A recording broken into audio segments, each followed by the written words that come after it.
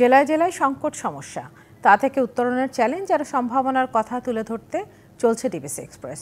বিশেষ এই আয়োজনে মতামত থাকছে তৃণমূল থেকে শুরু করে নীতি নির্ধারকদের। ডিবিসি এক্সপ্রেস আজ সারাদিন আছে নোয়াখালী জেলায়। এক্সপ্রেসে আমরা আছি নোয়াখালীর জেলার চাটখিল উপজেলার মল্লিকা দিঘির পার। খুবই চমৎকার পরিবেশ। আমরা দেখছি যে প্রাকৃতিক সৌন্দর্যে ভরপুর, যেমনটি বলা হয় যে প্রাকৃতিক সৌন্দর্য এত ভরপুর হলেও এলাকার কিছু সমস্যাও রয়েছে। আমরা দেখছি যে শুনছি যে জলাবদ্ধতা আছে রাস্তাঘাটের সমস্যা। এখন এখানকার শিক্ষার পরিবেশ যথেষ্ট ভালো, এখানকার পরিবেশ থেকে বললাম। তো আমার সাথে সংযুক্ত হয়েছেন এখানকার কিছু সম্মানিত ব্যক্তিবর্গ এবং শিক্ষা প্রতিষ্ঠানে যুক্ত যারা আছেন। তো আপনার কাছে জানতে চাইবো এলাকার শিক্ষার পরিবেশ কতটা উন্নত এবং আর কি করলে এখানকার শিক্ষার্থীদের আরো ভালো মান উন্নয়নে আপনারা পড়াশোনা দিতে পারেন। আমি অধ্যক্ষ মল্লিকা দিঘির ফাজিল মাদ্রাসা চাটখিল নোয়াখালী। আমার এই অঞ্চলের প্রতিষ্ঠানগুলো সম্বন্ধে যথেষ্ট লেখাপড়ার উন্নতির কথা বলতে পারবো, ভালো রেজাল্ট।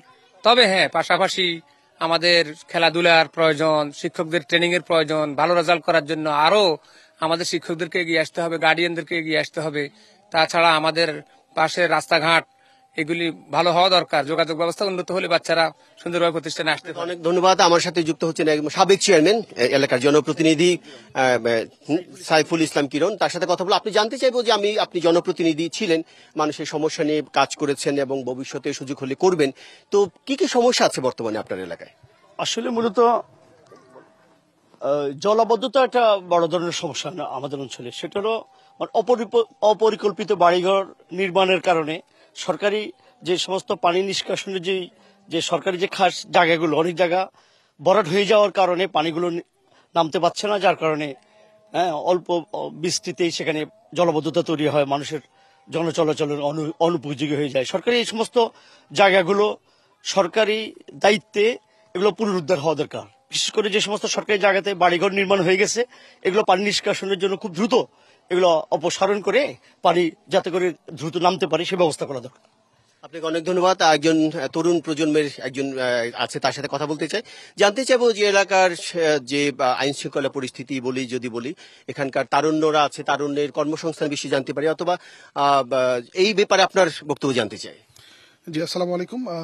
আমি বলতে চাচ্ছি যে বর্তমান প্রজন্মের যে একটা বিষয়টা, সেটা হচ্ছে যে পুরো প্রজন্মটাই কিন্তু আমাদের চাটখিল উপজেলায় অধিকাংশই হচ্ছে যে মোবাইল ডিভাইসে আসক্তি।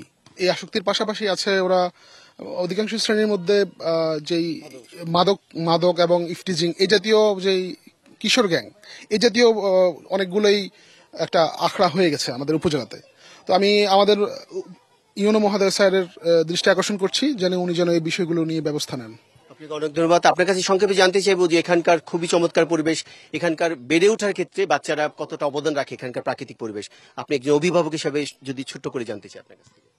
আসলে এখানে যে ছাত্রছাত্রী আছে, যদি পড়াশোনার ক্ষেত্রে যদি আরো আগে দেয় আর পড়াশোনা আরো ভালো হয়, তাহলে আরো ছাত্রছাত্রী ইনশাল্লাহ বাড়বে, আশা করা যায় ইনশাআল্লাহ। আপনি সবাইকে ধন্যবাদ আমাদের সাথে সংযুক্ত হওয়ার জন্য। আপনারা শুনছিলেন সিএসআরএম ডিবিসি এক্সপ্রেস। আমরা শুনছিলাম যে এখানকার চাটখিল যে মল্লিকা দিঘির পাড়ের যে মানুষগুলো, তাদের সমস্যার কথাগুলো।